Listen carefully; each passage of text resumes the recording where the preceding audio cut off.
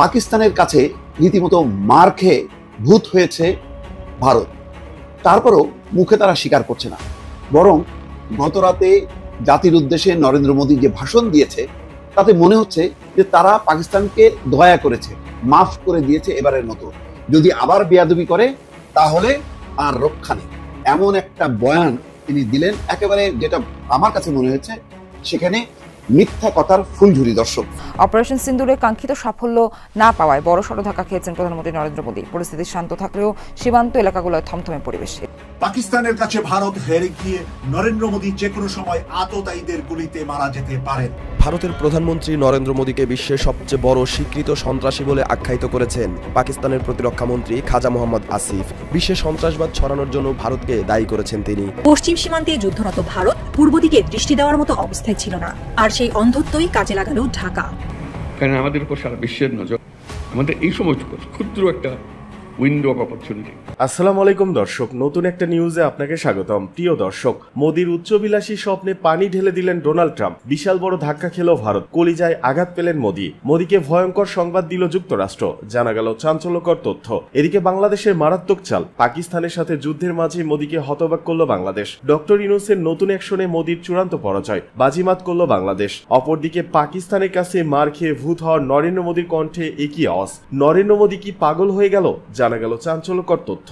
ভিডিওটি শুরু থেকে শেষ পর্যন্ত ধৈর্য সহকারে দেখে একটি লাইক দিয়ে সবাইকে শেয়ার করে দিন। আমাদের চ্যানেলে নতুন হলে চ্যানেলটি সাবস্ক্রাইব করে পাশে থাকা বেল আইকনে ক্লিক করে রাখুন। আমাদের ভিডিওটি আপনি বাংলাদেশের কোন জেলায় বসে দেখছেন বা শুনছেন সেটি অবশ্যই কমেন্ট বক্সে কমেন্ট করে জানিয়ে দিতে ভুলবেন না। ডোনাল্ড ট্রাম্পের মধ্যস্থতায় যুদ্ধবিরতি হওয়ায় ভারতের পরাশক্তি হওয়ার উচ্চাভিলাষী স্বপ্ন ভেঙে গেছে, এমনটাই মত বিশ্লেষকদের বলছেন। অপারেশন সিন্দুরে কাঙ্ক্ষিত সাফল্য না পাওয়ায় বড়সড় ধাক্কা খেয়েছেন প্রধানমন্ত্রী নরেন্দ্র মোদী। পরিস্থিতি শান্ত থাকলেও সীমান্ত এলাকাগুলোয় থমথমে পরিবেশ। এদিকে আলোচনার মাধ্যমে দুই দেশের মধ্যকার সব সংকটের সমাধান চান সাধারণ পাকিস্তানিরা। চিরচেনা রূপে ফিরেছে ভারত ও পাকিস্তানের সীমান্তবর্তী এলাকাগুলো, খুলেছে শিক্ষা প্রতিষ্ঠান, অফিস আদালত, পদচারণায় মুখর স্থানীয় বাজারগুলো। ডোনাল্ড ট্রাম্পের মধ্যস্থতায় যুদ্ধবিরতির পর উত্তেজনা কমলেও সংঘাতের রেশ এখনো কাটেনি। সাফল্য নিয়ে ভারত পাকিস্তানের পাল্টাপাল্টি দাবিতে সরগরম দুদেশের গণমাধ্যম।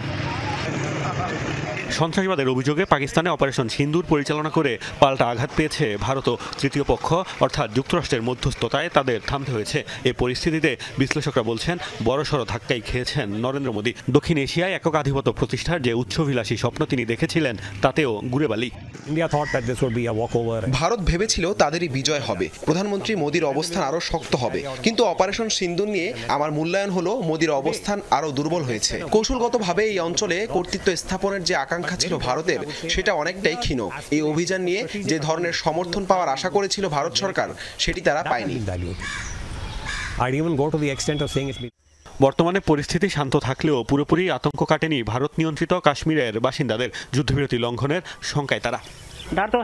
আমরা এখনো ভীত, দিন কোনোভাবে কেটে গেলেও রাতে আতঙ্কে থাকি। আবার যদি হঠাৎ আক্রমণ হয় তাহলে আমরা কোথায় যাব?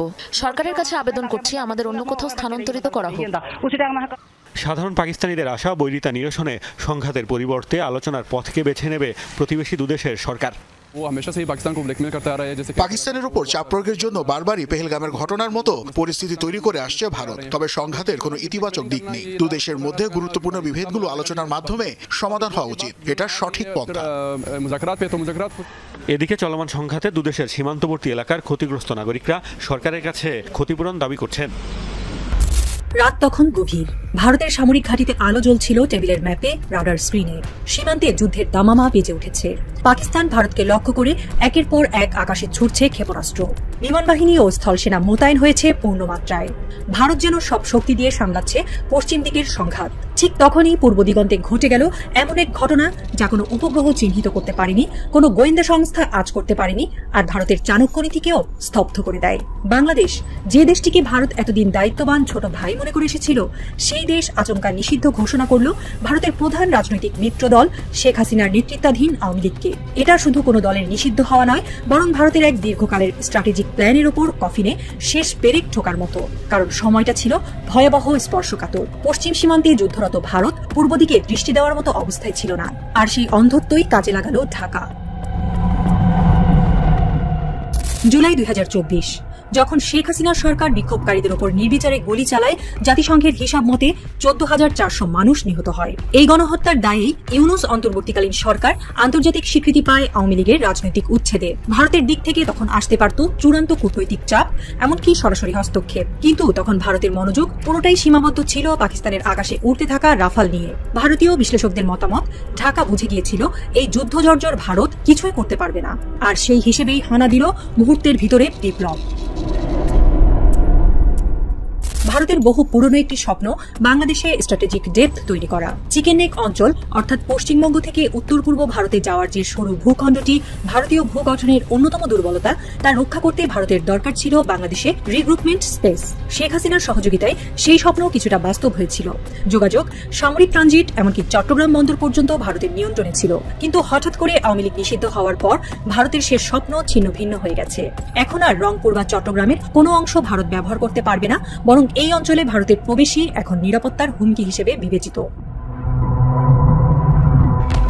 বিশ্লেষকরা বলছেন, আওয়ামী লীগের পতনের পরে ভারত এখন দুটি বিকল্প কৌশলের দিকে যেতে পারে। প্রথমত, পুরনো কৌশল যেটা তারা কাশ্মীর বা মণিপুরে করেছে, সেটাই এখন তারা বাংলাদেশেও প্রয়োগ করতে পারে। অর্থাৎ আওয়ামী লীগের সাবেক নেতাকর্মীদের ব্যবহার করে একটি মিলিটারি উইং তৈরি করা, যা গোপনে ভারতের স্বার্থে কাজ করবে। এ ধরনের ছায়া বাহিনী তৈরি করতে ভারত এর আগেও এর মাধ্যমে অনেক সংগঠন সৃষ্টি করেছে। যেমন পাকিস্তানে তারা BLA ও TTP এর পেছনে কাজ করেছে, ঠিক তেমনই এবার তাদের নজর বাংলাদেশে। নিরপেক্ষ বিশ্লেষকরা বলছেন, বাংলাদেশি ভারতের টার্গেট স্পষ্ট। 1, বিচ্ছিন্নতাবাদ উস্কে দেওয়া, যাতে ভারতীয় বাহিনী কোনোদিন বাংলাদেশে আবারও ঢুকতে পারে। 2, চট্টগ্রামে বিশৃঙ্খলা তৈরি করে 7 সিস্টার স্টেটের জন্য বিকল্প সমুদ্রপথ গড়ে তোলা। এই 2 লক্ষ্য অর্জন করতে চাইলে দরকার মিলিটারি পায়ের তলার মাটি, যা তারা আওয়ামী লীগের ছদ্মবেশী সন্ত্রাসীদের দিয়ে পেতে চায়। আওয়ামী লীগ আজ ক্ষমতাহীন, জনসমর্থনহীন এবং রাজনৈতিকভাবে মৃত। তবুও ভারত কেন তাদের এখনো মদত দিয়ে যাচ্ছে? এর একটাই উত্তর, স্ট্র্যাটেজিক ইনফিল্ট্রেশন। ভারত জানে শেখ হাসিনার এই পুরনো দলটি তাদের সবচেয়ে বড় অস্ত্র। একমাত্র এই দলের ছত্রছায়ায় তারা বাংলাদেশে গুপ্তচর ঢুকাতে পারত, যোগাযোগ ব্যবস্থায় হস্তক্ষেপ করতে পারত, এমনকি বৈদেশিক নীতিও প্রভাবিত করতে পারত। এক্সপার্টদের মতামত, এখন সেই দরজা বন্ধ হয়ে যাওয়ায় তারা হয়তো আরেকটি ভয়ঙ্কর পদক্ষেপের দিকে এগোতে পারে। বর্মা মডেল, অর্থাৎ একটি নিষিদ্ধ রাজনৈতিক দলে সন্ত্রাসীদের রাষ্ট্রের বিরুদ্ধে উস্কে দেওয়া। যখন কাশ্মীরের বিচ্ছিন্নতাবাদীরা ভারতের সীমান্তে আঘাত হানে, তখন ভারতের চোখ ঘুরে যায় পশ্চিমে, পাকিস্তানে। প্রধানমন্ত্রী মোদী ঘোষণা করেন চূড়ান্ত প্রতিশোধ। সীমান্ত জুড়ে ভারতীয় সেনারা রাফাল উড়িয়ে আক্রমণ চালায় পাকিস্তানের ঘাঁটিতে, কিন্তু বাস্তবে সে প্রতিশোধ ছিল আত্মঘাতী। কারণ সে সময়ই পূর্বে ঘটে গেছে এক ভয়াল ধস। বাংলাদেশের অভ্যন্তরে ভারত তার সবচেয়ে গুরুত্বপূর্ণ মিত্রকে হারায়। এই দ্বৈত পরাজয়ের মাস্টার মাইন্ড নিজেই হয়ে ওঠেন মোদী। তার ভুল কৌশল, একচোখা মনোযোগ আর সামরিক অহংকার ভারতকে এই জোড়া পরাজয়ের মুখে ঠেলে দেয়। পাকিস্তানের কাছে এক সামরিক আঘাত, আর বাংলাদেশের কাছে এক কূটনৈতিক ও সাংস্কৃতিক অপমান। ভারতের ভেতরে এখন প্রশ্ন জাগছে, কেন প্রধানমন্ত্রী একজন গণহত্যাকারী নেত্রীকে বাঁচাতে গিয়েছিলেন, যিনি নিজের জনগণের রক্তে রাস্তা ভাসিয়েছেন? কেন মোদী তার বন্ধু হাসিনার আবদার রক্ষা করতে গিয়ে গোটা ভারতীয় কূটনীতির সুনাম ধ্বংস করলেন? এই প্রশ্নগুলো শুধু রাজনীতিবিদ নয়, জবাব চাইছে ভারতীয় সেনাবাহিনীও। কারণ এখন তারা বুঝে গেছে, এক মহান উপদেশীয় শক্তিকে 2 সীমান্তে গোহারা হারানো নায়ক আর কেউ নয়, স্বয়ং নরেন্দ্র দামোদর দাস মোদী। বিভিন্ন গণমাধ্যম নানা রকম শিরোনাম করেছে, যেমন যুগান্তর পত্রিকার একটি শিরোনাম করেছে যে অপারেশন সিঁদুর শেষ হয়নি, স্থগিত রাখা হয়েছে। জাতির উদ্দেশ্যে ভাষণে বলছেন নরেন্দ্র মোদী। এই কথাটা কার উদ্দেশ্যে? পাকিস্তানের উদ্দেশ্যে। যে বলছেন যে দেখো, আমরা কিন্তু অপারেশন সিঁদুর এটা স্থগিত করছি, এটা কিন্তু শেষ করিনি, মানে খবর আছে কিন্তু তোমরা যদি আর বেয়াদবি করো, এমন একটা ভাব রাখলো। এবং পুরো ওই আগের সেই বয়ান যে তোমরা সন্ত্রাসবাদ নিয়ন্ত্রণ করো, তোমরা মানে কোন রকম ভাবে ভারতের দিকে ভুলেও চোখ তুলবা না, আঙুল তোলার চেষ্টা করবে না, করলে খবর আছে। অথচ যেই ভারতকে সন্ত্রাসবাদী বলছে শুধু কানাডার যেই এক শিখ বিচ্ছিন্নতাবাদী নেতা, তাকে হত্যা করা হয়েছে, সেটা নিয়ে জাস্টিন ট্রুডোর সাথে কি সম্পর্ক মানে ভারতের দাঁড়িয়েছিল সেটা সবাই জানে। আমেরিকার রিপোর্টে কানাডা বলছে যে ভারতের এই কাজটি করেছে, যাদের সন্ত্রাসটা সুদূর কানাডা পর্যন্ত ছড়ায় দেয়।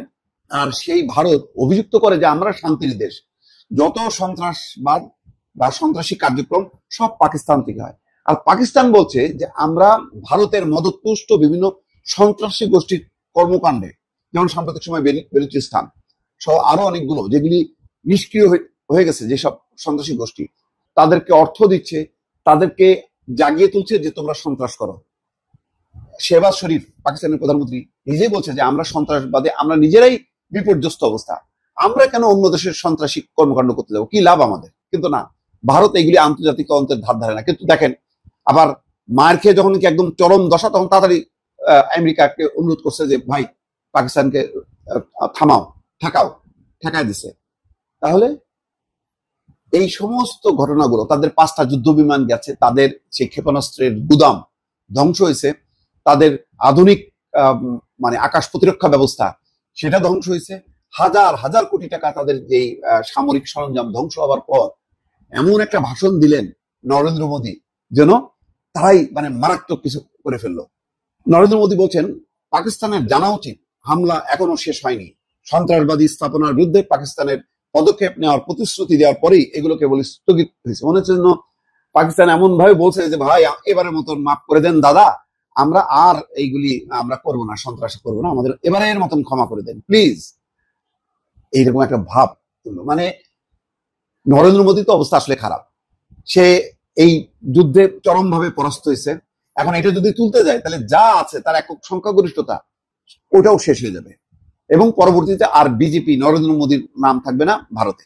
সেই কারণে এমন একটা ভাষণ দিল, জাতির উদ্দেশ্যে বুঝাইলো যে আমরা কিন্তু একেবারে পাকিস্তানকে মানে শোয়াই ফেলছিলাম, ওই কোন রকম একটু অনুরোধ, বিভিন্ন দেশ অনুরোধ করছে, পাকিস্তান ওদেরকে ধরাধরি করছে, তাই আমরা আর এবারের মতন মাফ করে দিলাম। মোদী বলছেন আগামী দিনগুলোতে আমরা পাকিস্তানের প্রতিটি পদক্ষেপ এই মানদণ্ডে পরিমাপ করব যে পাকিস্তান ভবিষ্যতে কি ধরনের মনোভাব পোষণ করে। যদি পাকিস্তান পিছু হটে বা বিভ্রান্ত করে, আমি আবারও বলছি আমরা কেবল আমাদের প্রতিশোধমূলক পদক্ষেপ স্থগিত করেছি। 22 মিনিটের ভাষণে নরেন্দ্র মোদী ভারতের ড্রোন এবং ক্ষেপণাস্ত্র হামলা যে পাকিস্তানের কল্পনার বাইরে ছিল তার একটি সারসংক্ষেপ তুলে ধরেন। মোদী বলছেন ভারত তার নির্ভুল হামলার মাধ্যমে কেবল পাকিস্তানের সন্ত্রাসী অবকাঠামোই ভেঙে দেয়নি, তাদের মনোবলও ভেঙে দিয়েছে। ইসলামাবাদ এবং রাওয়ালপিন্ডিকে আরেকটি সতর্কবার্তায় প্রধানমন্ত্রী বলেন অপারেশন সিঁদুর কেবল একটি অভিযান নয়, বরং সন্ত্রাসের বিরুদ্ধে লড়াইয়ে ভারতের নীতিতে একটি মতবাদ পরিবর্তন। মানে এইটারে একটা গ্লোরিফাই করার জন্য যা যা বলার দরকার সব বলতেছে। মোদী বলেন অপারেশন সিঁদুর নতুন স্বাভাবিক ঘটনায়, যেখানেই সন্ত্রাসী ঘাঁটি রয়েছে সেখানেই ভারত আক্রমণ করবে, এবং আমাদের দেশে আক্রমণ করা হলে তার জবাব জোরালো ভাবে দেব। পাকিস্তানের পারমাণবিক ব্ল্যাকমেইলের বিরুদ্ধে তিনি বলেন এটি ভারতকে দমাতে পারবে না, ভারত কোনো পারমাণবিক ব্ল্যাকমেইল সহ্য করবে না। ভারত পারমাণবিক ব্ল্যাকমেইলের আড়ালে গড়ে ওঠা সন্ত্রাসী আস্তানাগুলোতে সুনির্দিষ্ট এবং চূড়ান্তভাবে আঘাত করবে। তিনি পাকিস্তানকে সতর্ক করে বলেন ভারত সন্ত্রাসবাদের পৃষ্ঠপোষক সরকার এবং সন্ত্রাসী হামলার মূল পরিকল্পনাকারীদের মধ্যে পার্থক্য থাকবে না। দর্শক, এই হচ্ছে মানে মোদির একটা মানে 22 মিনিটের এক ধরনের একটা কি বলে গোলক ধাঁধা, একটা সম্মোহনী একটা ভাষণ ছিল, যেটা ভারতকে মানে এক ধরনের জাতীয়তাবাদী সুশ্রুতি দিয়ে এমন একটা ধারণা সে তৈরি করলো যে পাকিস্তান পরাজিত হয়েছে, নষ্ট হয়েছে, আমরা কোন রকম এইবারের মতন মাফ করে দিলাম আমেরিকা বিভিন্ন দেশের অনুরোধে। দর্শক, এদিকে বিএনপি পন্থী আইনজীবীদের ধাওয়া, দৌড়ে গারদে ঢুকলেন সাবেক এমপি মমতাজ। বৈষম্য বিরোধী ছাত্র আন্দোলনে রাজধানী মিরপুর মডেল থানায় দায়ের করা হত্যা মামলায় গ্রেপ্তার সাবেক সংসদ সদস্য মমতাজ বেগমের 4 দিনের রিমান্ড মঞ্জুর করেছেন আদালত। মঙ্গলবার ঢাকা মেট্রোপলিটন ম্যাজিস্ট্রেট মোহাম্মদ জুয়েল রানার আদালত এই রিমান্ড মঞ্জুর করেন। এদিন মামলার তদন্তকারী কর্মকর্তা মিরপুর মডেল থানার উপপরিদর্শক মনিরুল ইসলাম সুষ্ঠু তদন্তের স্বার্থে তাকে জিজ্ঞাসাবাদের জন্য 7 দিনের রিমান্ড আবেদন করেন। মঙ্গলবার বিকেল 3:45 মিনিটের শুনানি শেষে এজলাস থেকে নামানোর সময় বিএনপি পন্থী আইনজীবীরা মমতাজকে দুয়ধ্বনি দিতে থাকেন। আইনজীবীরা লিফট আটকে রাখেন যাতে তাকে সিঁড়ি দিয়ে নামতে হয়, কিন্তু তাদের সে চেষ্টা ব্যর্থ হয়। লিফট দিয়ে মমতাজ নিচে নামলে বিএনপি পন্থী আইনজীবীরা মমতাজকে ধাওয়া দেন। এ সময় পুলিশের বেষ্টনীতে দৌড়ে গারদে ঢুকে যান মমতাজকে মাথা নিচু করে থাকতে দেখা যায়। সাংবাদিকদের প্রশ্নের কোনো উত্তরও দেননি তিনি। এর আগে সোমবার দিবাগত রাত 12:15টার দিকে রাজধানী ধানমন্ডি থেকে তাকে গ্রেপ্তার করা হয়। মামলার সূত্রে জানা গেছে গত 19 জুলাই মিরপুর 10 নম্বর গোলচত্বর এলাকায় বৈষম্য বিরোধী ছাত্র আন্দোলনে অংশ নেন মোহাম্মদ সাগর। ওই দিন বিকেল 4:30টার দিকে আসামিরা আন্দোলনকারীদের উপর হামলা ও গুলি বর্ষণ করে। এ সময় সাগরের বুকে গুলি লেগে পিঠ দিয়ে বের হয়ে যায়। তার মা বিউটি আক্তার তাকে খুঁজতে থাকেন। এক পর্যায়ে ওই দিন রাত 3টায় মিরপুরের একটি বেসরকারি হাসপাতালে তার মরদেহ খুঁজে পান। এই ঘটনায় গত 27 নভেম্বর নিহতের মা বিউটি আক্তার বাদী হয়ে মিরপুর মডেল থানায় মামলা করেন। এতে শেখ হাসিনা সহ 243 জনের নাম উল্লেখ করা হয়। এছাড়া মামলায় 250 থেকে 400 জনকে অজ্ঞাত পরিচয় আসামি করা হয়। এই মামলায় মমতাজ বেগম 49 নং এজার নামীয় আসামি।